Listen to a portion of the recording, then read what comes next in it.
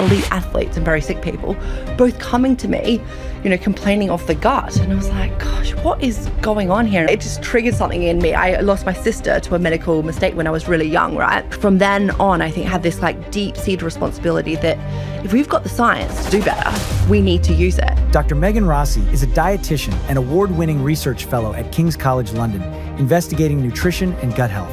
She founded the Gut Health Doctor platform, which she runs alongside her clinic to help people better understand and care for their gut health and well-being. Dr. Megan co-founded gut health food brand Bio&Me, now available in supermarkets across the UK, and created Smart Strains, a range of condition-specific live bacteria products to meet the specific needs she was seeing in her clinic.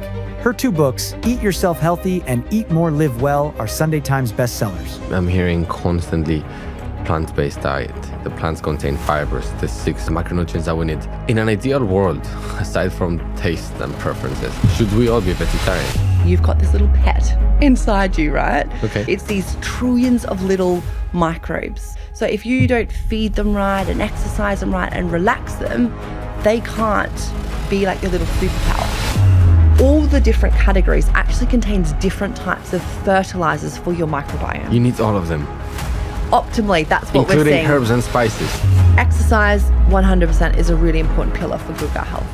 And too much exercise, can it be bad for our gut health? So if you're stressed up here, what happens is these nerves are like live wires, right? Literally strangle your gut.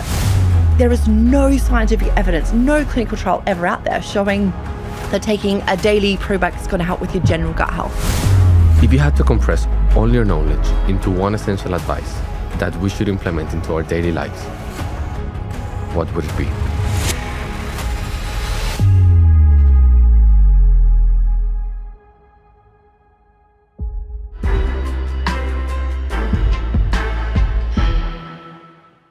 Dr. Megan Rossi, how would you describe the work you do? I would say that I'm a gut health researcher and a dietitian and nutritionist. And then I would say I'm also an accidental entrepreneur. Accidental. I love that. Very different to you, right? I was listening to your story and it was very focused, whereas I never saw myself, in business. Always there as a clinician to help people to discover the science. And there was just these massive gaps that was just so infuriating for me to see that kind of led me to the entrepreneurial side. That's fascinating. Walk me through the credentials that allow you or enable you to be a subject matter expert. What did you study?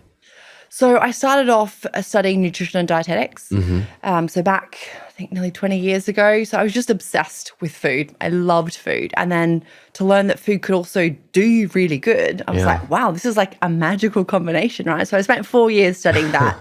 And then I graduated and was working as a dietitian in 2 very different settings. One was in the hospital setting with all different types of conditions. So there was people with different cancers, heart disease, kidney disease. And then I was also really fortunate to be the nutritionist for the Australian Olympic synchronized swimming team. So here I was seeing 2 very different populations, right? Elite athletes and very sick people, both coming to me, complaining of the gut. And I was like, gosh, what is going on here? And I actually had lost my grandma to bowel cancer when I was studying uni, and I was really close to her. So I kind of had a bit of a thing to start with the gut, hated it. And then these, my patients and clients were coming. I was like, what's going on? So that's when I thought, you know what?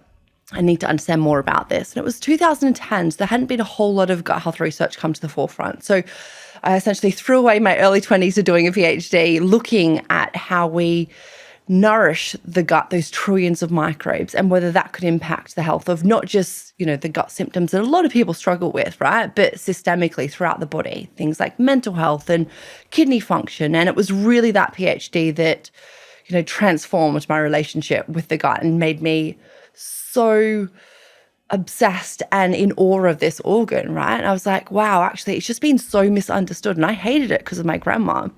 But I was like, you've been misunderstood. People haven't understood how to look after you, right? But you are so powerful. And I knew at that stage I could improve people's lives and in very real and often surprising ways by targeting the gut. So after the PhD, looked around the world because, to establish myself, Australia is very far away.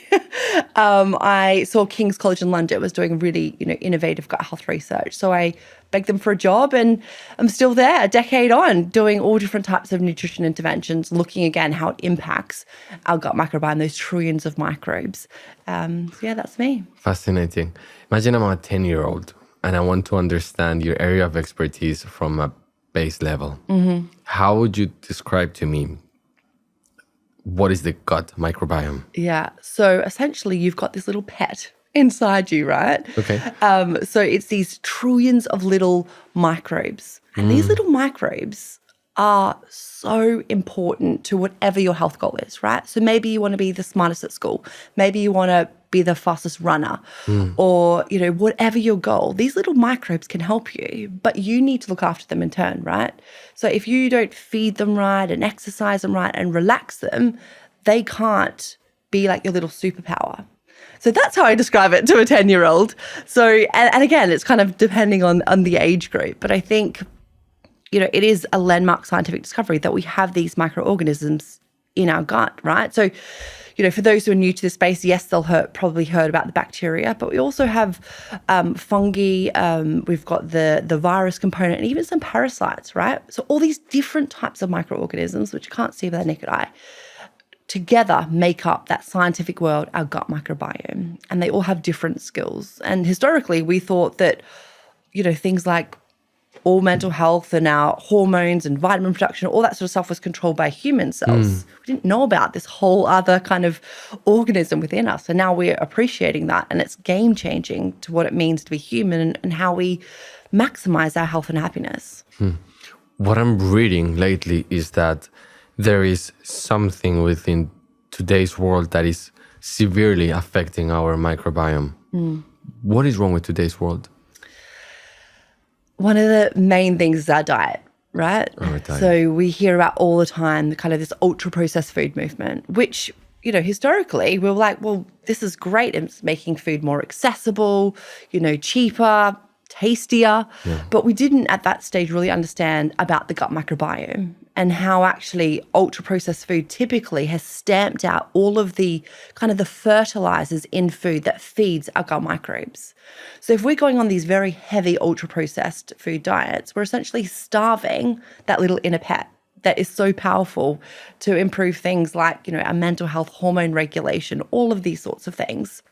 So I think that's probably one of the biggest reasons why we're seeing, poorer gut health compared to our ancestors. And then, many other things like medications, often, they are life-saving, right? So I'm very pro-medication. My husband's an NHS GP.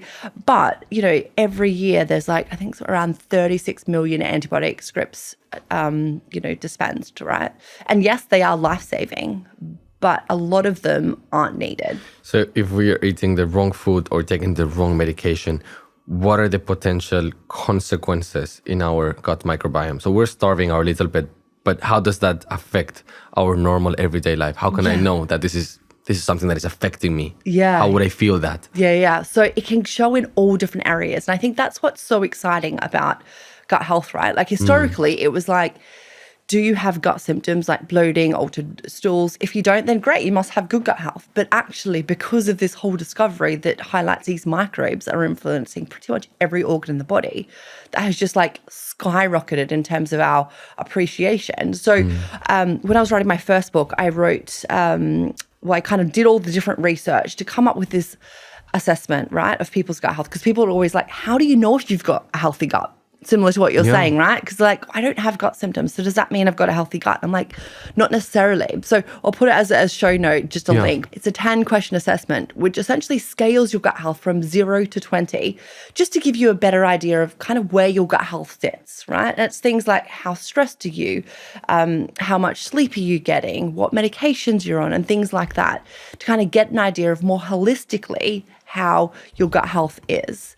And I guess if we Does that mean, sorry to interrupt you, because you are labeling these or assessing these in 20 questions, does that mean that there are 20 factors that are the most important ones that affect our gut health? So there's 10 different questions. Oh, 10 and I'd say questions. 10 main areas, right? Okay. There's so many more. I just wanted to condense it down to like Okay. a 5-minute questionnaire. The scoring system is up to 20. Okay. Because some scores you get like 2 points.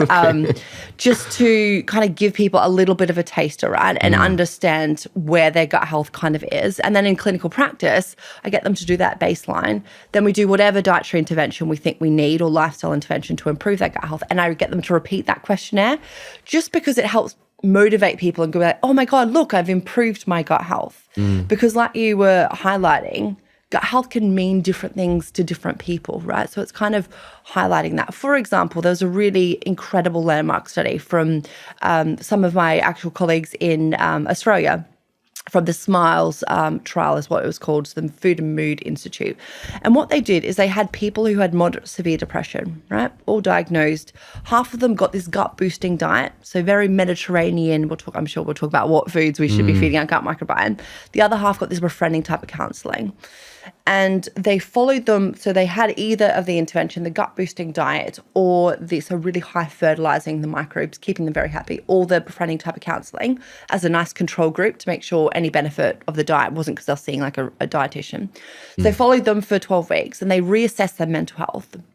And what they showed in the diet group, over 30% of them had a significant improvement in their depression scores, which would have classified them as no longer clinically depressed. In the control group, that was only around 8%. What I find fascinating about that primarily is that the study went on for 12 weeks, which means that whatever we are eating, it is immediately impacting our not only gut health, but as you were mentioning, our brain's health. Absolutely. Yeah. It can, within 3 days, start to change our microbes depending on what we're feeding it, right? But I think what a lot of people probably miss, particularly in things like Healthy January, is that yes, for the 4 weeks you can eat really healthy. But if you go back to an ultra-processed food diet, then unfortunately you're going to undo a lot of that goodness, right? So we do need to think about this as an ongoing pet to look after and not just like a quick fix. But yeah, so that study I think was the first time that gave me the confidence as a dietitian to be like, wow, really nourishing the microbiome can have clinically important improvements in people's mental health. Now, I always make the disclosure when I share that study is that everyone stayed on the antidepressant medication. So anyone listening to this who's like, oh my God, I'm just going to chuck out my meds for this new eating gut boosting plan, never ever do that, right? It's more to highlight that as an adjunct, additional therapy, it can be really powerful. And certainly, with the support of your prescribing medic, you might actually, by focusing on your microbiome, come off your antidepressant medications if you want to. So I think it's just a really empowering area of research where, you can't necessarily change your genetics. You can't go back and be like, mum should have married this person or whatever. But you can change your microbes by how you treat them, which, as we're seeing, has got these far-reaching benefits in terms of our health risks. If you were to give me a split percentage of how much our genetics affect or define our gut microbiome healthiness versus our lifestyle, what would that percentage split be? Yeah, so the percentage of kind of the predictability is probably only around 10%, right?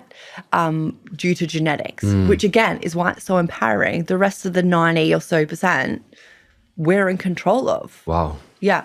And obviously there's going to be things outside of our control. For example, if we live in a lower SES environment, we don't have the ability to, avoid so much pollution, which can impact our microbiome. But yeah, diet and lifestyle is huge. And that's, again, why I think it's so important that everyone learns about the microbiome, right? Because, so many people are, born with genetics and they're just like, I feel so helpless. I'm like, well, there are going to obviously be conditions where genetics are going to rule, right?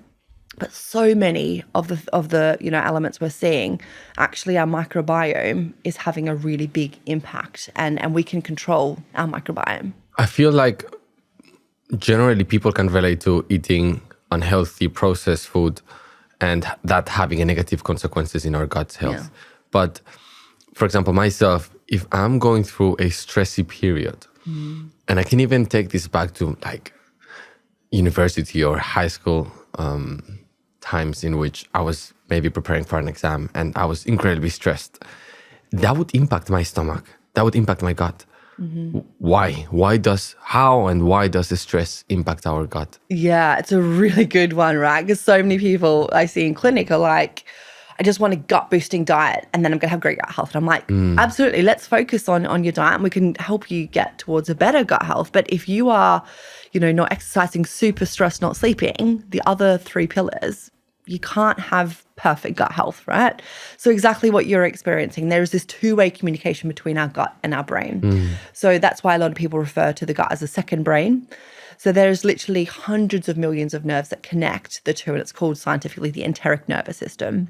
Enteric nervous system. Yeah. So if you're stressed up here, what happens is these nerves are like live wires, right? And literally strangle your gut and can, change the movement of the gut, how you absorb nutrients, and obviously impacting your microbes as well. So absolutely, it's one of the, I think, biggest causes that I see in clinic of why people are having direct gut symptoms is because often up here is strangling the gut. So no matter what they eat, it's just not having that same beneficial impact. What do you think is more effective? To follow a preventive plan so that doesn't happen on the first place, or a reactive plan? Yeah, I mean, prevention is always going to be the best. No one wants to go through periods where, if they get to the level of having really bad gut symptoms, in clinic, often it means that they have to go on like this restrictive diet for a period of time. Then we start to reintroduce. It's a lot of work to kind of retrain their gut to handle healthy foods and not have those symptoms. So, a lot of people probably have heard of irritable bowel syndrome. So it's a gastrointestinal disorder where essentially that communication between your gut and your brain is dysregulated. So, foods that often stimulate a lot of our guts, like chili and fat, caffeine, when you have IBS, that's hyper-exaggerated. So you can get really bad gut symptoms. So if you develop IBS, which, there's many different causes or increased risk factors. For example, if you are stressed chronically, often university students go through really intense periods. A lot of them can then come off the back of that with IBS. And then we can, help manage the IBS, but it takes quite a number of years to get them back to having no symptoms. Whereas if you prevented that really strong period of stress, which I know is really difficult, but doing things like diaphragmatic breathing and really relaxing the gut through stressful periods, then actually you kind of avoid that chance of having to, get IBS. I'm in a stage in my life in which myself, but also many of my friends, they want to have kids, or they're going to have kids. And one of the topics of conversations almost these days in every single dinner is how can we increase our chances of having a baby? And a subtopic of conversation is how our gut health can impact our hormonal imbalance, and then by definition, perhaps our chances of having a baby. How does our gut health impact our hormones, and then by default, our ability to have a baby? So this whole gut hormone connection is incredibly fascinating, right? So we spoke about kind of the gut-brain axis. There's all of these axes. So the gut hormone one is one that I think is really starting to take off in terms of the research. So what we've discovered is that certain types of microbes are really important in regulating and kind of recycling different hormones. So one of the strongest areas of research is with estrogen, right? And so really important in a lot of female-related conditions, as well as things like fertility. So what happens is our body produces estrogen. When it gets old, it gets dumped into the gut. Now, the gut is this 9-meter long digestive tract, right? Now, often that estrogen would just kind of get, pooped out essentially, right? But there's a group of microbes called the Estrobolome, which turn that inactive estrogen to active estrogen. And that helps then recycle the estrogen throughout the body. And the same actually, it goes with things like testosterone and other sorts of sex hormones. We're discovering our microbes actually are quite important in kind of regulating that to some extent. So absolutely, I think when it comes to things like, different hormone-related conditions, endometriosis, PCOS, as well as things like fertility, the research is really starting to go, okay, let's delve into this and how can we help people who may have, these different issues by targeting on their gut health and their nutrition. We'll get into the solutions very shortly, but a lot of people also, they want to understand, and I include myself in that basket, what are they intolerant to when it comes to food? Should we be doing that? Is that actually affecting just how we digest, but not necessarily our gut microbiome? Yeah, so I think it's a really important one, right? So food intolerances can cause people a lot of gut distress, but they are different from food allergies, right? So food allergies involve the immune system where, for example, a peanut allergy, people can have struggles breathing or, certain other types of allergies where, they might get skin rashes and stuff like that. So if it's an allergy, you need, it's really important to get diagnosed, to remove that, because you don't want to have this ongoing inflammation throughout your body, right? When it comes to food intolerances, there's many different types. It could be lactose, so milk sugar intolerance is quite common, particularly in certain types of ethnic backgrounds. Some people have intolerance to gluten, although the kind of frequency of that is a lot less common than actually what the general public have perceived that to be, because everyone thinks gluten is the enemy. Is it not? No. So it's a protein, right? And if you have celiac disease, which is an autoimmune condition where your body thinks that gluten is a protein. Yeah. Fascinating. Yeah. I know a lot of people it's got a lot of roles in foods, which we'll go into. But essentially, if you have celiac disease, which is around 1% of the population, then you need to cut out all gluten, right? Like even a crumb of bran using the same toaster as someone can cause this ongoing gut inflammation, and there's a lot of, negative consequences of doing that. So it's really important to, rule out celiac disease.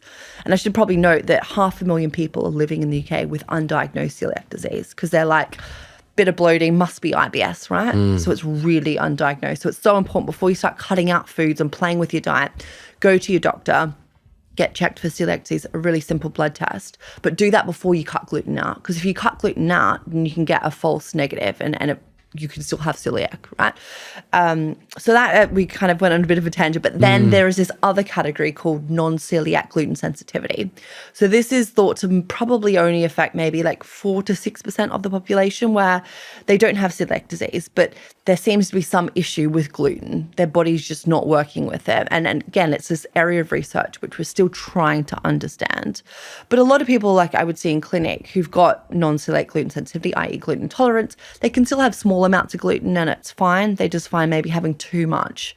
So there are different types of food intolerances which can be more affecting people's quality of life. So for that reason, it's important to get on top of them, right? But there is crazy myths out there around all these food intolerance tests. And it's really unfair that they can exist despite having no science behind them. In fact, the World Immunology Organization has literally said that some of these tests, like the IgG-mediated test, is not valid for diagnosing food intolerances. What is the IgG test? So it's a play on IgE. So IgE is a blood test that certain types of allergies, you measure it and you're like, yes, you've got an allergy to this, right? So it sounds very similar, but actually the IgE is more of a measure of tolerance that you've had it in your diet. So often, people come to see me in clinic who've gone online and had these IgG tests, or they've sent hair samples away, there's so many different ones on the market. And they've come with these lists of 20 safe foods. All the other foods are apparently intolerant to. And there's just no science behind it. It's fraudulent, right? So the way that we diagnose a food intolerance in clinical practice is kind of this 3R method, right? So you would record all what you eat and your symptoms for, a week or so.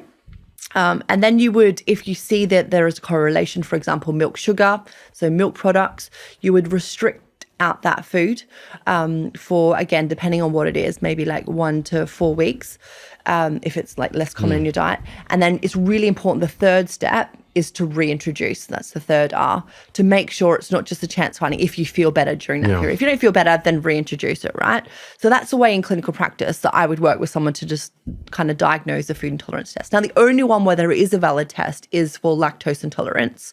You get a breath test, but lactose intolerance is the easiest food intolerance to diagnose.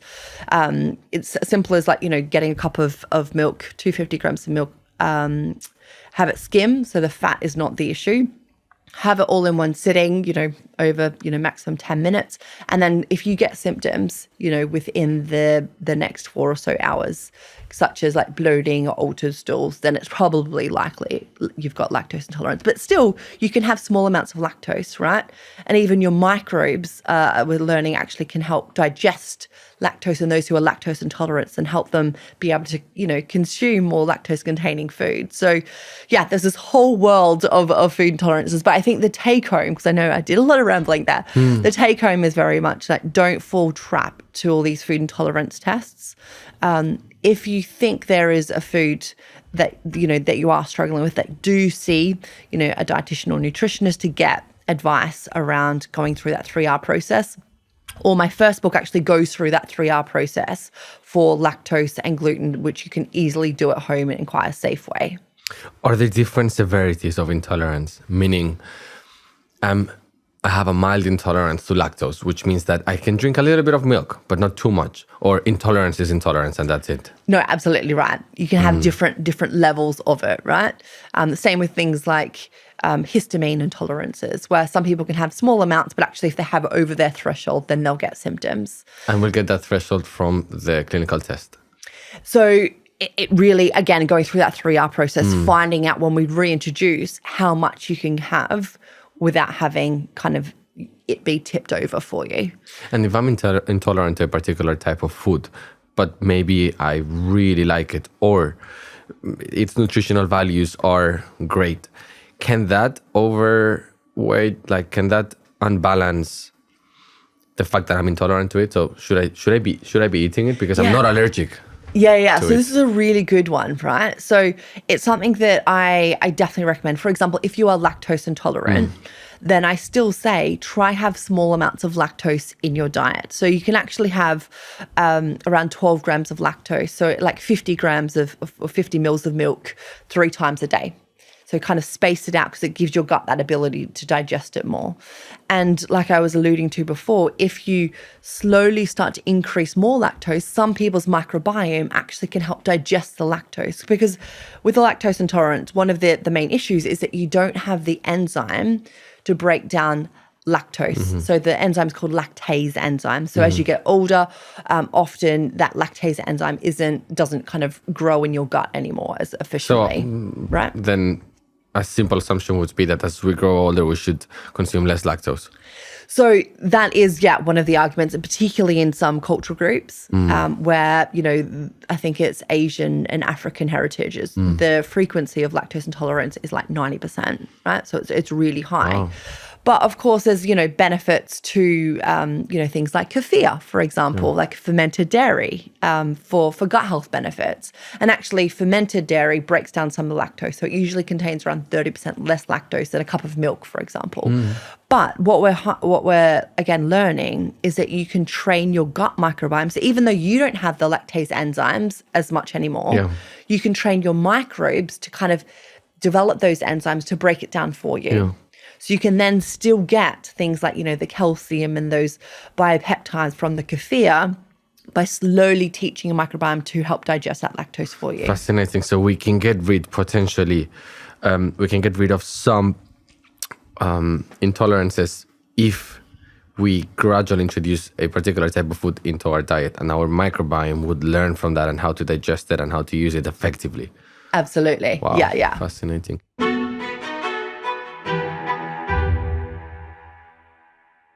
You mentioned the immune system several times. I read that 70% of our immune system sits in our gut. Now, going back to the analogy of pretending that I'm 10 years old, in fact, please pretend that I'm 10 years old for the entire of the episode. Can you describe to me what is the immune system and what is its purpose, and why 70% of our immune system sits in our gut? Yeah. So I like to think of the immune system kind of like your own little personal army, right? That's going to help protect you from all of the different bad viruses. Remember, not all viruses are bad, but all the baddies kind of out there and the germs and those sorts of things, right? So your immune system is really important. And then if we think about the immune system, it's kind of, different layers to it. So you've got the physical barrier, is kind of like the first line. And that's like in your gut lining, which is that 9-meter long tube, you've got this mucus layer, right? And that kind of physically prevents some of the baddies from getting from your gut into your blood system. So there's a mucus layer. Then there's something called the innate immune system, where essentially that's kind of the immediate. So if your immune system, there's all these cells in your gut, because actually that's, other than your skin, your gut is how things get from your this hollow tube into your blood system. So it's one of the biggest gateways that the baddies can get into your body. So that's why 70% of the immune system lives there, right? Because it's really kind of highway for where all the baddies could get in. So it's really important. So that kind of innate immune system is where, it'll immediately sense something's bad that's kind of gotten, through the mucus layer, through that barrier, into kind of closer to the immune cells. And that will result in things like inflammatory markers being produced, which then tries to kill the baddies. And then you've got this third layer, which is called adaptive. That's more of like the secret agents, right? So you've got these secret agents that are more like trained specialists to kill specific types of baddies. So you've got these 3 different layers to your immune system, right? And like you said, 70% of the immune system is living in the gut. And what's so important, we've discovered, is that actually the gut microbes, because remember, we've got these trillions living in the gut right next to the immune system, are so important for training the immune system as we age, particularly in the first 1,000 days of life. It's thought to be really important for the microbes to kind of tell the immune system what it should react to. The first 1,000 days of life. Of a baby's life, yeah. Wow. And what it shouldn't. And so what should a parent do in those first 1,000 days? So what we've seen that, if you can, I was fortunate enough to grow up on a farm. We see that kids who grow up with on a farm or with furry pets seem to have, more trained immune systems, and that's because they're exposed to more different microbes. So they've got more diverse microbes, which can then teach their immune system more effectively. And there's this whole area of the hygiene hypothesis, right? So it's thought that, in the last 20 or 30 years, we've probably become a little bit too overly hygienic. And therefore we're sterilizing everything, and we're not allowing our kids to get exposed to microbes, which are important to, develop their microbiome. And if we expose an adult to the same stimuli at later stages of their lives, the microbiome won't be able to adapt as well. Probably as well, in terms of, training their immune system, because it's thought to be at the very start where the immune system is kind of set in its place. Fascinating. So kids are neuroplastic, but also the immune system and our gut it has a lot of plasticity, much more than when we're adults. Yeah. Wow. Now, that's not to say that if you have a bad, initial 1,000 days, if you're on loads of antibiotics or for whatever reason, don't write off your gut health and oh, my immune system is terrible, I've had the worst start. There's still, things that you can do. But exactly as you said, it is kind of the best time if you can intervene. I feel like a lot of people after this episode, if they have gut problems, they're gonna blame it on their parents when they were young. Yeah, you gave me these foods and you didn't give me these other foods. Yeah, but it's kind of a little bit like IBS. A lot of people who've kind of had trauma or loads of antibiotics when they're kids, have a higher risk of getting IBS. Let's continue talking about diets. What do you think about very niche specific diets like the keto diet, the paleo diet? My twin brother is right now following the keto diet, and anytime he follows any new diet, he shares so much knowledge and information and data about it, and he's incredibly deeply convinced that that's going to be the diet that will change his life. I'm a bit more democratic than that. I don't think everything is black or white, but I would like to get your opinion. Yeah. So, like you said, there's many different diets out there. Now these, the keto, where they go really high fat, they cut the carbs, and, paleo, they don't have things like legumes and whole grains, right? What we know is that plants essentially feed our gut microbiome. So when we think of plants, there's what I call the super six. So there's 6 different categories of plants. So you have your whole grains, so things like your barley and your rye, your oats. You've got, I'm not going to put you on the spot and tell me what the other ones are. You got your fruit, you got your veggies, you got your legumes, so things like your chickpeas, your butter beans, you got your herbs and your spices, and you got your nuts and your seeds, right? So all the different categories actually contains different types of fertilizers for your microbiome. You need all of them. optimally, that's what we're including seeing. herbs and spices. Yeah, because they've got Wow. different types of these polyphenols, these different types of, plant chemicals which are thought to do different things and feed different microbes. So if you just, even though blueberries are considered a superfood, if you just ate blueberries and that was it, you would starve the microbes that love the quinoa and the microbes that would love the nuts, for example. So actually, again, what we're seeing in the research is that people eat more different types of plants across the Super 6 have better gut health, because essentially they've fertilized more different types of microbes. And just like an army or a sports team, right, you want to have as many different skills within your little ecosystem, because it's going to look after you. And if a baddie comes in, you've probably got the weapons within this whole, network to look, to protect you, right? So if we think back to, the keto and the paleo diet, they're cutting out some of these Super 6, right? Now, I don't want to dismiss them, because I, again, see in clinic, but some people just swear by them, right? Yeah. And what I would say is why there's two main reasons why people feel good on them in the short term anyway. I think the long term as well, we start to see the cracks appear, and probably, they might start to get higher risk of things like heart disease and things, 5-10 years down the track, depending on how old they are. But in the short term is that, yes, these diets actually cut out ultra-processed foods, right? And everyone's going to feel better if you're reducing down your ultra-processed food. So that's one reason. It gives people a really strict guidance on what they can eat. And therefore, they're not going to have the croissant. They're not going to be tempted by the birthday cake, right? So that's one reason why people are like, oh, I feel so good. I'm like, yeah, you could feel that same kind of goodness if you went on a Mediterranean gut boosting diet and didn't have the ultra processed foods. But they've been convinced, because it's more of a restrictive diet, that's it's the keto element and it's the paleo element of why they feel better. So that's one. And then the second reason, people with these functional gut disorders, so it's the umbrella term that describes things like IBS and functional bloating, where structurally everything is normal, but functionally something is out, like that dysfunction between the gut and the brain. So the gut is not moving right, and the hormones are affecting how the different enzymes are released and those sorts of things, right? So we have these functional gut disorders like IBS. Now, if you have them, we come back to those loose wires in the gut, really sensitive. So when you eat healthy foods, like some of the Super 6, things like your chickpeas and your butter beans, which actually are prebiotic, which essentially are fertilizers that feed your microbes. So they have these really good stuff in them, essentially. They activate the gut a little bit, because when the bacteria eat these prebiotics or fiber, for example, which is in all our plant foods, it breaks it down and produces amazing... Fiber is in all our plants' food. Yes. Okay. Yeah. So that's one of the reasons why plants are so beneficial, is it's got all these different fibers in it, right? And when the microbes break down the fiber, they produce different chemicals, things like short-chain fatty acids, which, do things like help regulate our appetite, help with our immune system. So it's so beneficial. And that's why fiber is associated with so many health benefits. So we want the fiber. But when the microbes break down the fiber, they produce a little bit of gas. It's just a natural thing that happens. So if you have this underlying sensitive gut, right, and you add the fiber to it from the plant foods, then you're going to get a little bit of gut disturbance and you're going to feel, I just don't feel great, right? And that's because your gut is kind of hyperactive.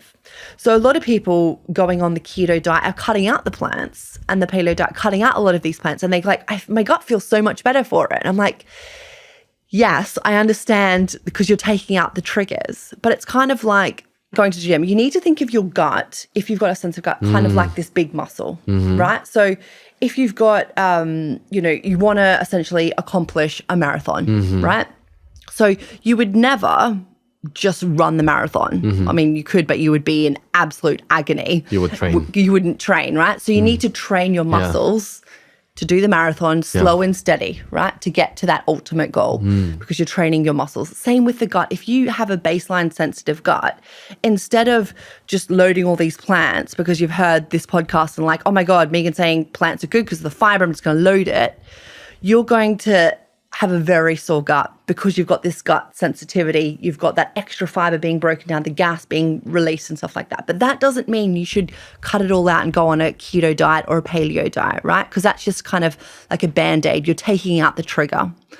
So what you need to do, kind of like the marathon, is slow and steady, start to increase the amount of fiber and train your gut to be able to digest it more efficiently, because we know there's so many health benefits, right? Fiber. Whereas if you keep on these keto and paleo diets and kind of have this Band-Aid approach, yes, you're not going to have to go through the training process, but you're never going to get the benefits of having a high fiber diet or running that full marathon. What are some fiber-rich foods? Yeah, so like I said, all of those super six, those 6 different categories all contain different types of fibers, right? So Well, there are different types of fiber. there are different types. Yeah. Wow. So everyone thinks, oh, fiber, that's why I'll just take a fiber supplement. You know, in clinic, people are like, I'm busy. I'm just going to take one of these drinks which got all my fiber in it. I'm like, yeah, but the thing is there's close to 100 different types of fiber and they all feed different types of microbes, right? So when someone's like, okay, just tell me what are my top 3 foods I need to eat, I'm like, that would reduce down your microbial diversity and not be beneficial. You need to think, you know, across the day, have I had my super 6 today? And if you come towards the end of the day and it's like you haven't had your legumes, you're like, okay, even if I'm getting Indian takeaway, I'm just going to add a can of mixed beans in, done. And then I'm going to get those sorts of fibers. And if we want to get to the next level, so you think of plants, there's those super 6 categories. Yeah. They all contain different fibers, but they also contain different types of plant chemicals called phytochemicals. People have heard things like polyphenols. So that, you know, it's why red wine and dark chocolate have been associated with health benefits, because of the polyphenols. Now, polyphenols, most of them can't be digested by human cells. The whole, you know, thing of polyphenols is to get in the lower part of the gut where those microbes live, and they can break down the polyphenols to produce these smaller chemicals which can then get from our gut into our blood system. You mentioned the Mediterranean diet. Yeah.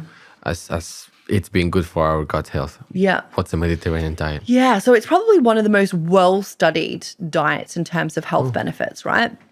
And essentially it is a diet, you know, full of those super 6, things like your extra virgin olive oil. So it's really high in your fibers, but also in those phytochemicals and those polyphenols. And I was just thinking, I probably should have said at the very start, when we have this 9-meter digestive tract, right, our gut health, things like when we eat, you know, protein and most carbs and fat, it gets absorbed higher up that 9 meters, right? So we get it from our gut into our blood system to feed things like our muscles and our brains. Now, the thing about fiber, which is why it's so unique, is that human cells don't have the enzymes to break it down. So kind of like lactose intolerance, right? We don't have the enzymes to break it down. Everyone doesn't have the enzymes to break down fiber. So fiber gets malabsorbed through most of the digestive system, and it makes its way in the last 1.5 meters of that 9 meters where most of our microbes live. And they are the ones who have the enzymes to break down the fiber. So fiber is not food for humans, it's food for our microbes. It's fertilizer for them. So that's why we're starting to, and we've always known people who ate more fiber lived longer, were happier, lower health risks. We never really understood why until we discovered the microbiome. We're like, because that feeds them, that's the fertilizer. That's kind of the missing link. So yeah. You've also mentioned prebiotic. What's the difference in between a prebiotic and a probiotic? Yeah, so prebiotic, literally one letter, which makes it so difficult because they're literally opposite things. So prebiotic is a fertilizer for the microbiome. So I mentioned before about things like legumes, so chickpeas, butter beans. They're really good sources of prebiotics. So many prebiotics, you know, they just make the microbes grow even faster, or certain types of anti-inflammatory microbes. So prebiotics are through the super 6, right? So you're having the super 6, you're going to get enough prebiotics. Now, probiotics, probiotics, are these live microorganisms, which when you have them in adequate doses, confer a health benefit. So actually they're quite different because they're kind of like the live microbes and the fertilizers. They're actually quite different things. And I did my PhD in probiotics. I'm very passionate about that space because there are just so many myths around probiotics. People are like, oh, I'll just take a probiotic off the shelf and I'll be having good gut health. I'm like, that's not how probiotics work. They are very kind of like medications. They're very specific. Each different type of probiotic is called a strain, a different type of bacteria, and has a different function in the body. Like some microbes are really important for training the immune system. Others are really important in helping like with your hormone regulation. So each different strain of probiotic, and that's why it's quite a scientific thing, has a different purpose, and you need to give it a different dose, for a different reason. It seems to me that when people feel like they're depleted from either prebiotics, probiotics, or nutrients like fiber, they take supplements to off-balance that depletion. What do you think of this? So I, again, understand why marketing claims are so convincing, right? But so many of the beneficial chemicals in plants, Mother Nature has hanging over us, right? We can't make a lot of these, in the factories. So a lot of these phytochemicals that I mentioned, we just don't know how to make, right? We can only get them from plants. And often plants are so ultra processed in a lot of these supplements, like, the drink powders and stuff, that those phytochemicals have been damaged and broken. So I totally understand why people are like, I need more fiber. I'm just going to take a supplement. But you're not going to have those same health outcomes if you were to get that fiber from the Super 6, right? Now, that's not to say that I would never recommend a fiber supplement, but like I said, there's many different types of fibers. And for example, if you struggle with constipation, which is very common, that actually there's really good scientific evidence for psyllium husk fiber. So you add it to some warm water in the morning or to your porridge, and that can really help with laxating. So it's for a specific need state would I recommend a specific type of fiber. It seems to me that everyone should become vegetarian. I mean, I'm hearing constantly plant-based diet. The plants contain fibers, the 6 super types of super plants with all the macronutrients that we need. In an ideal world, aside from taste and preferences, should we all be vegetarian? So I would say we should all include oily fish as well. So if you could have all the plants plus oily fish, I would say that's probably the best combination in terms of optimally feeding your microbiome. So we don't need steak and chicken. We just need fish and veggies. In terms of, I guess, the specific nutrients, we can get the protein from the fish, and we can get it from the kefir, to feed the muscles. We can also get the iron from plant sources. Yes, it can be more challenging to get iron from plant sources, but if you combine plant source iron, so from legumes, for example, with some vitamin C, such as a tomato, that can increase your body's ability to absorb that iron. Now, I'm very pro everyone including whatever they want in their diet. Like I eat chicken and some meat, but very small amounts. And so I'm just being quite a purist in terms of actually, if we think of where the science is at for optimal gut health, it's your plants, it's your fermented dairy, and it's your oily fish. So you wouldn't need the other meats. How does an ideal day of nutrition look like for you? So breakfast, lunch, and dinner. Well, it really does change. But for example, this morning I had my Bio&Me pot of porridge. So it's got the 15 different types of plants in it, got some dried carrots in it, the chia seeds, all of that sort of goodness. And then I usually have some fresh fruit, whether it's a handful of blueberries. And actually blueberries contain a polyphenol, which is thought to help increase blood flow to your brain. So if I've got something like an interview or something stressful, I need to be on my game, then I often have blueberries to kind of increase that blood and filtration. That's polyphenol. And that's one of the polyphenols is kind of the... What other foods have polyphenol? So all of your bright colored, fruit typically contains different polyphenols. Red wine is one of the common ones, dark chocolate. Really? Yeah, not to say have red wine because obviously it's got the alcohol component in it, right? So that's one people should I have red wine? I'm like, well, it's got polyphenols, but also it's got alcohol, which have too much, it'll make your gut lining leaky, which means things that normally should stay in your gut and you kind of poop out can get from your gut into your blood. So it makes it a little bit more likely to have inflammation. So it's kind of pros and cons to everything. All right. So if I drink alcohol, my gut will get inflamed.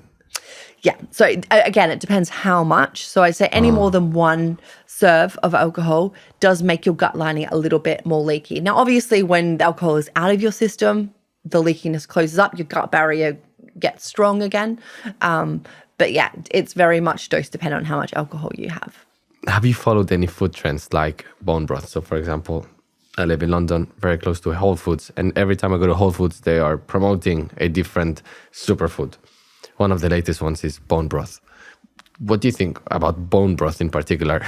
And then food trends or like superfood trends in general? Yeah. So when it comes to bone broth, there sadly is no science for gut health, even though that's the number one thing why it's marketed, right? So it's based, the myth is based on the fact much money there. that contains gelatin, which is a derivative of collagen, right? And everyone's like, oh my God, collagen mad. But collagen is like, a protein again. You get a lot of the amino acids from other types of protein, like your fish and your fermented dairy and things like that. And then so that's kind of why people associate that. But there's never been a human clinical trial showing that bone broth is going to help improve your gut health, right? And in fact, in clinic, often what I've seen if people are making their own bone broth and they're not skimming the fat, it can lead to increase in their kind of bad cholesterol. So I'd say caution, how much of these saturated fats you're getting from the bone broth.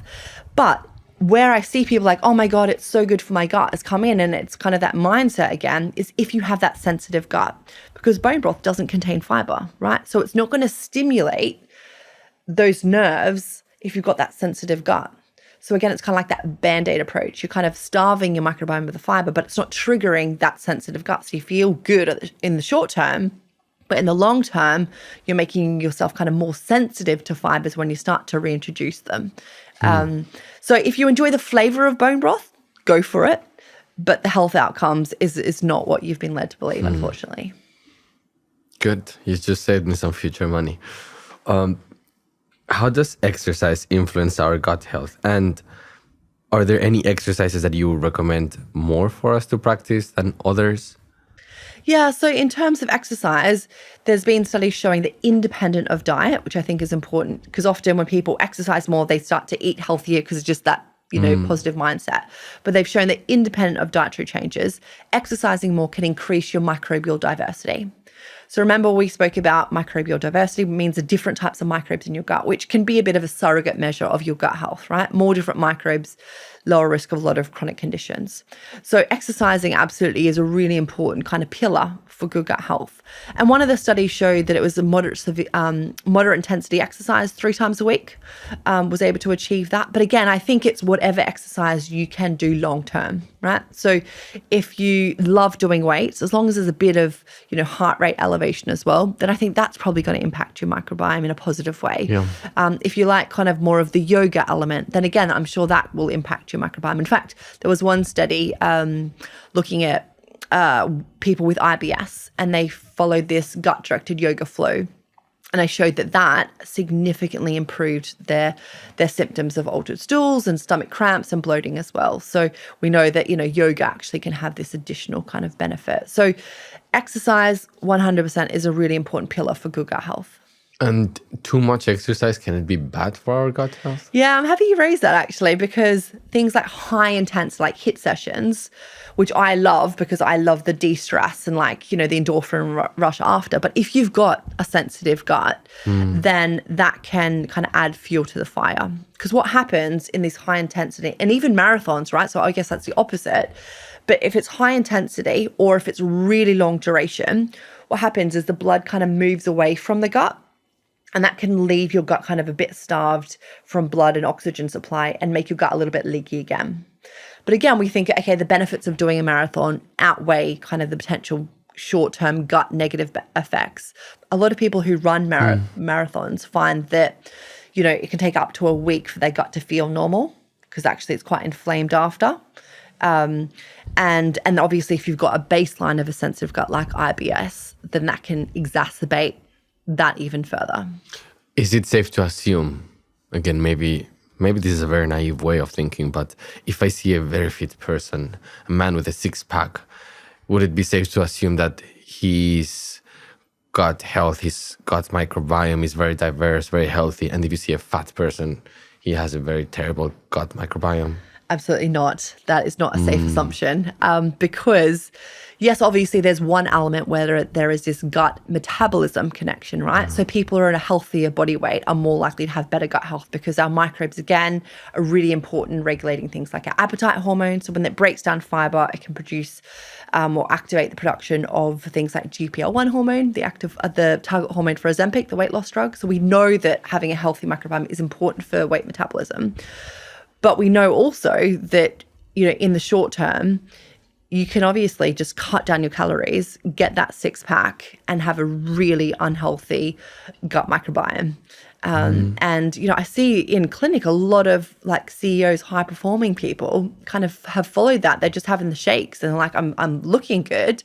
And yeah, in the short term, they might be like, I'm thriving, but 5-10 years, I can confirm it's downhill from there.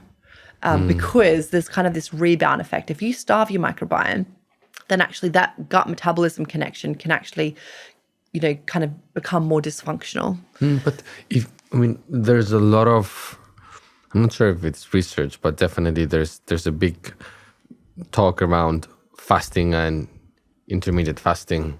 And that's in a way starving ourselves, right? Our microbiome or at least our gut. Is that bad for us? Yeah, so fasting is a really interesting one. And what we see is that absolutely everyone should fast. Not everyone, if you have diabetes or pregnant or that sort of stuff, you need to be cautious of how long you fast. But between 12 and 14 hours. So overnight fasting is really good to kind of give your gut that rest, allow the cells to turn over and kind of refresh, right?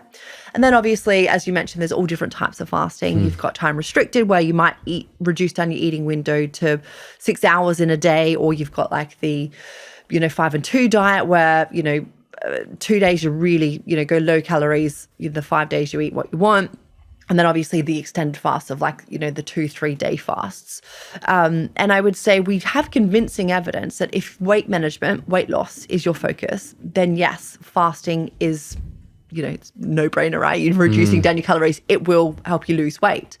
I guess you have to be careful of the rebound effect of that if you start to kind of, increase your eating hours, then you're likely just to regain it. And maybe some more because it's interrupted the gut metabolism connection. Can you follow intermittent fasting for your entire life? Yeah, a lot of people do, and it works for them and they feel good on it. So I would definitely, one-to-one in clinic would never say you can't do that. I would say caution though, right? So if you are doing these intermittent fasts, it's really important that you're still getting your 30 grams of fiber a day, which if you're really restricting down kind of your eating window or how many calories, it can be quite challenging to get. And again, this is based on animal studies, but what they've shown that animals like mice who are starved of fiber, the microbes start to eat away at the food, at the mucus lining, which then makes it kind of more expose that gut lining and the immune cells are more likely to get triggered and have inflammation. So I think we need to be careful of the impact that these fasts could have on starving the microbiome, which kind of needs to be fed fairly regularly. And also, again, this is anecdotal evidence, but in clinic, a lot of people who've come to me following long fasts, 2-3 days, they feel great doing it. A lot of them are reported really like high energy, but when they start to reintroduce food, they find that the fibers, the plant foods, make them feel a bit more bloated and uncomfortable. And that's the same kind of analogy of the gym, right? Yeah. So essentially, you don't go to the gym, you're not getting any pain, and then you go do a really hard session again, and your muscles can't handle it, and you feel awful. Yeah. So that's another kind of watch out. And you can work your way through that again. Like if you go on a long fast and you feel that, you slow and steady increase your fiber again. You don't just go back to your normal way of eating. So there's ways around that, right? Retraining your microbiome. But again, it's that danger factor of people being like, I eat this high fiber meal, I feel awful, therefore I've got an intolerance to fiber, I can't have it, I have to go keto, I have to go paleo. And like, well, actually, again, that's a band-aid effect. So in the long term, that might actually do more harm because we know all of these benefits of having fiber throughout the rest of the body. I think that the primary reason why people either start working out or do intermittent fasting or follow a particular diet is first because they want to look good, and then second because they want to feel good. But I think the first one is to look good. And once drugs like Ozempic have been introduced, I think this has been profoundly confirmed because so many people are taking this drug or drugs. What do you think of drugs like Ozempic? Look, it's a really interesting topic, and I am very much like there is a role for it, right? So for the people who have struggled with their weight, and we're talking, obese BMI categories where they haven't had the confidence to go to the gym, they're really low, they try to eat well and they do it for 3 days and they're just so unmotivated, right? So I've seen it be really helpful for those people in the short term to get to a body weight where they're like, okay, I can start going to the gym, I feel motivated, I'm going to eat really well. And for those people, it can be life-changing, right? It can reduce type 2 diabetes, it can be really effective if they change their lifestyle as they start to feel better. You've said two things there that are very intriguing for me.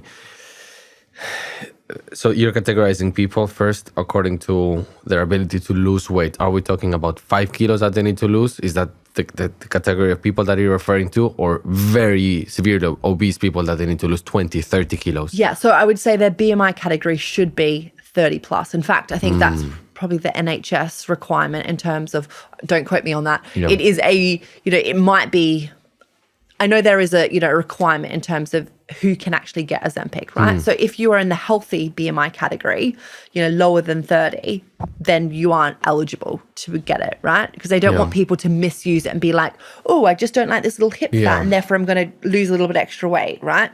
It's people who have a BMI in the obese category who are really struggling to get that lower to a healthy level and then have the healthy benefits. And the second thing that intrigued me is you mentioned that people should be taking this drug for a short period of time. What is a short period of time?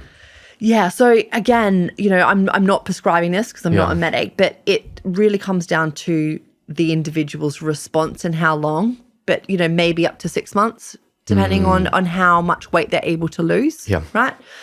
Because we don't want people getting to, from a BMI of 35 to a BMI of 19. That's not healthy, right? So we want to make sure that they get to a place where they then can maybe lose the final 1 or 2 kilos through diet and lifestyle, and they feel motivated and encouraged to do that.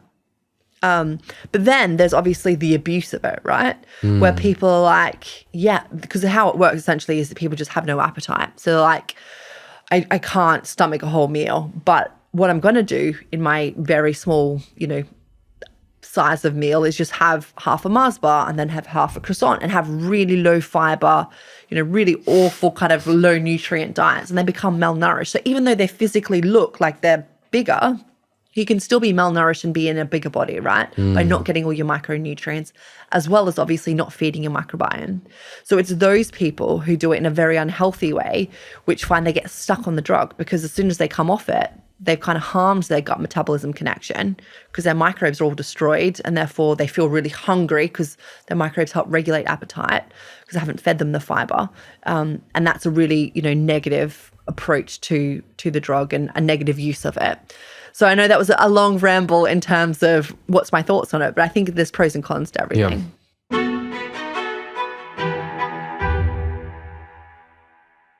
We've discussed extensively about our gut health. We deep dive into the different factors that affect it and the potential solutions. How do these differ in gender, men versus women? Should we all... So if we split the conversation into the factors that affect our gut health and then the solutions that we should be practicing, should both men and women follow both? A really good question. And I guess we haven't really elucidated the full extent of that. There is arguments to say that males should probably have slightly more fiber in their diet. So the recommendations is 30 grams of fiber.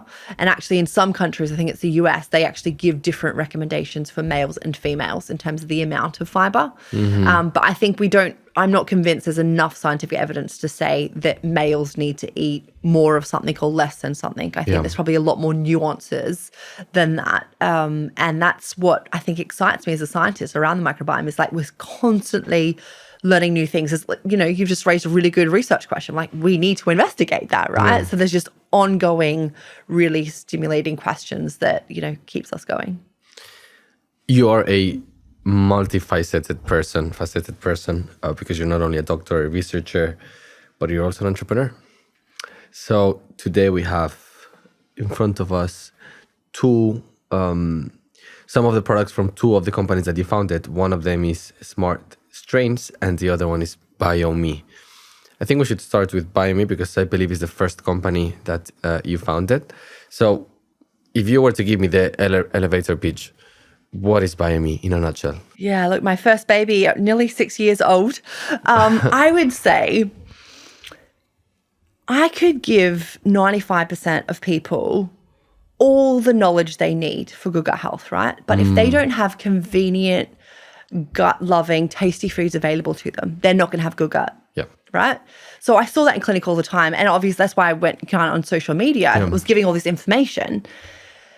But people are busy, right? So essentially that's where Bio&Me is the solution to that. It's delivering or making good gut health deliciously easy. Uh-huh. All right, so we have a range of products here. So I can see the kefir, which I'm going to give it a go. Yeah. Do you have a favorite product or a best-selling product? Yeah, so I mean, this was a first baby on the market. So our super seedy and nutty granola.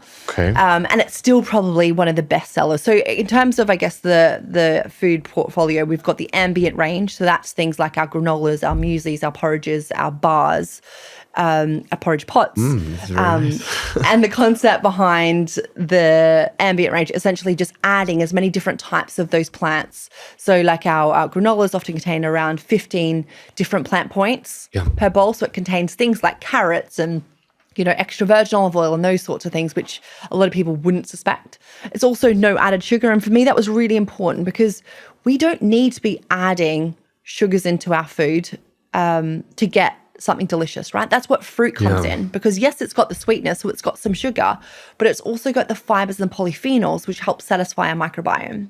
So all our range is always no added sugar because we get the sweetness from whole fruit.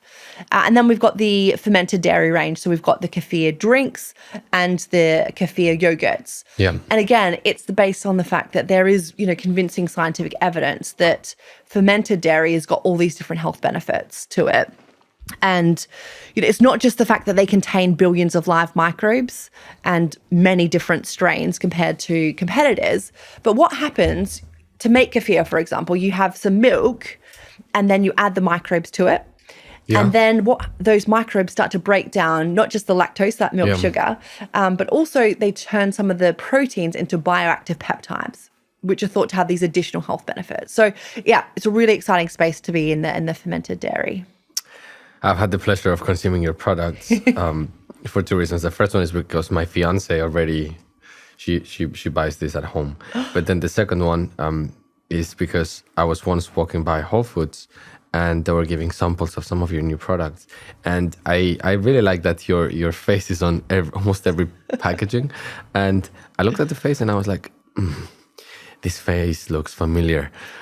And then I remembered it because the team already invited you to come to the show and we were prepping with the research back. And your team were incredibly helpful, but also knowledgeable, because I sometimes feel like when someone is giving samples, they hire very young people that they don't really care about what they're doing. And also they don't really know what they're giving you. And especially in the food and beverage space, probably the unique selling proposition are in this day and age, the nutritional value. So I asked them 1,000 questions and probably you can already tell that I'm a very curious person. So I was really stress testing them.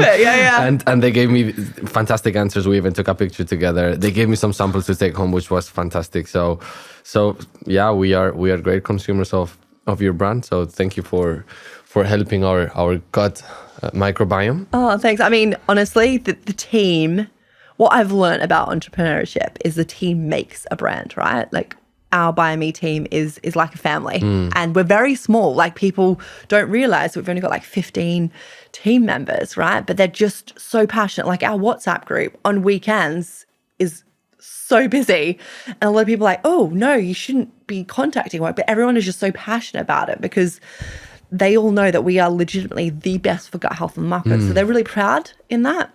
So yeah, it's a really nice feeling. So thank you for that feedback about the team. I'll definitely let them know. One thing that also struck my attention as an entrepreneur is how they spoke of you. They spoke very highly of you from an admiration perspective, but also from a respect point of view.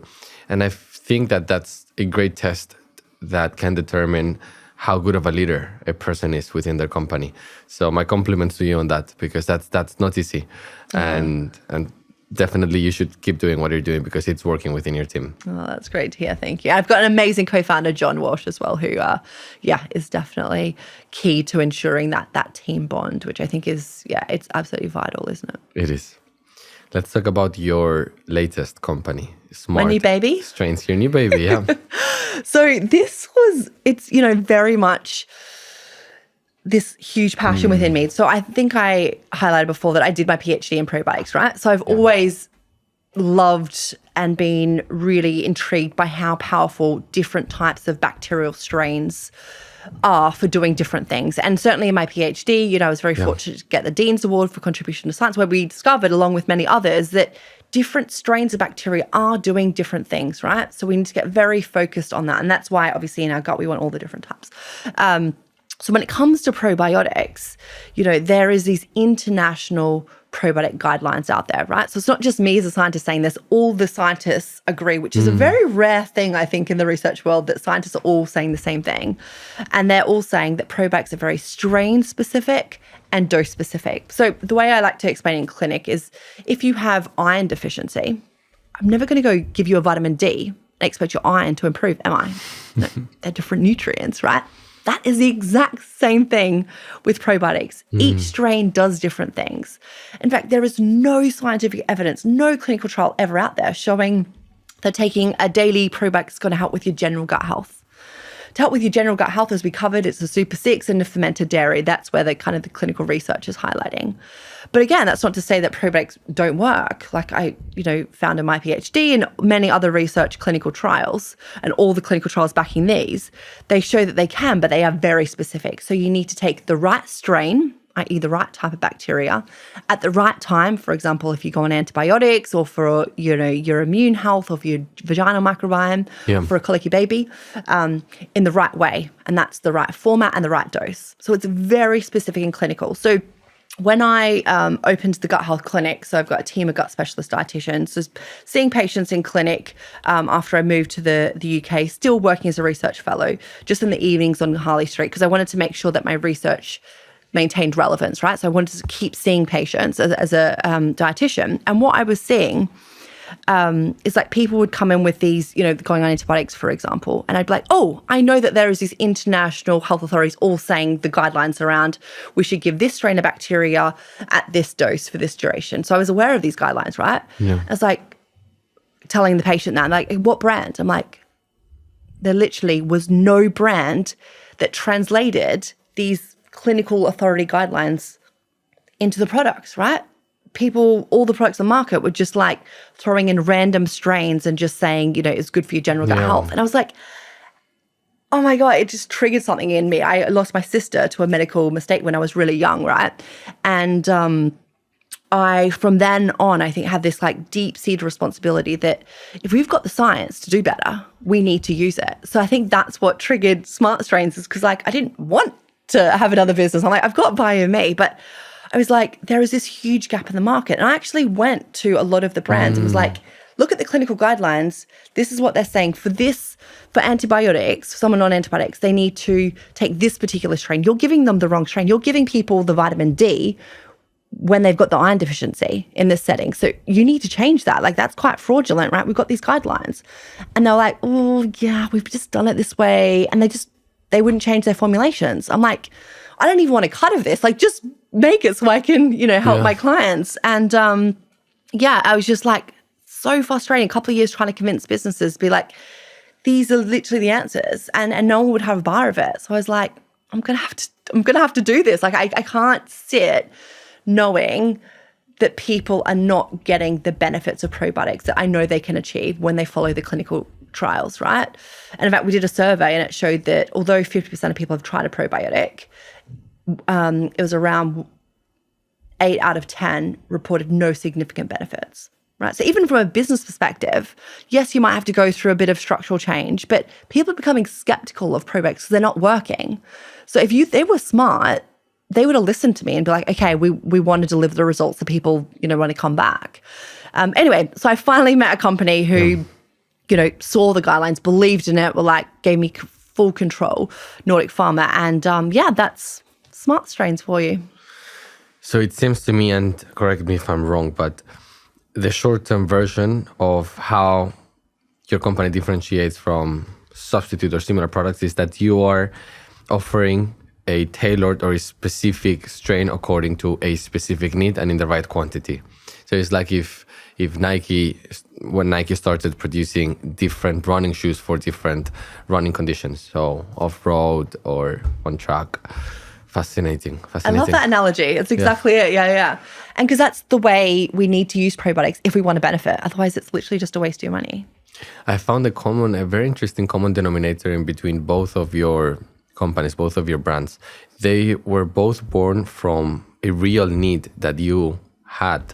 So on one hand, you wanted to consume products, or you wanted people to consume products that were healthy for your gut microbiome, but that they were tasty, and that didn't exist. And then on the other hand, you wanted to be able to recommend your clients the appropriate strains, but that wasn't available in the market. So these are clear gaps. And these are gaps that you initially identified, which is fascinating because also part of our show is to interview great entrepreneurs cross-sector. And right now, there seems to be a clear distinction so far in between men entrepreneurs and women entrepreneurs. So it seems that men entrepreneurs mostly, they identify a gap in the market that they're not emotionally attached to. They just feel like there may be a financial gain and is very much logic driven. And then women entrepreneurs, they identify a gap in the market because they would either be the perfect consumers for that particular product or service, or because someone within their environment, it could be, as you said, it could be probably an experience from a family loss, unfortunately, or within your practice, your professional experience. You need to recommend this to your clients, but they physically themselves felt this gap and they believe in it so much that they need to see it through. They need to develop and design a company around that gap, which I find fascinating. So thank you for producing this. I think the aim of both of them is quite helpful and needed.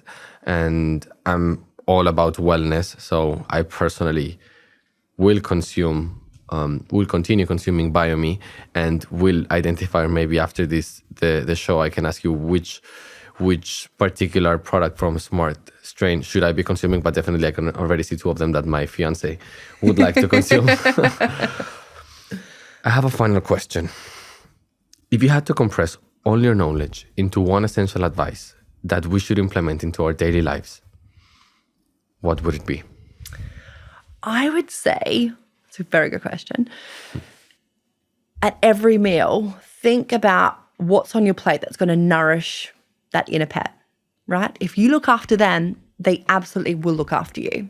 So it's just changing that mindset. Instead of being like, oh, I'm going to have a cheat day, be like, no, because this amazing community, like have your chocolate bar, but then have a handful of nuts, right? At the same time, don't have this all or nothing approach, because if you really want the best out of your microbiome, you need to feed them every time you feed your human cells and your taste buds. I'm definitely going to remember that on my next cheat meal. Thank you so much for coming. Thank you so much for educating me, my team, and all of our audience. I think the work you're doing as a researcher, as a doctor, and as an entrepreneur, and I'm pretty sure soon as a mom too.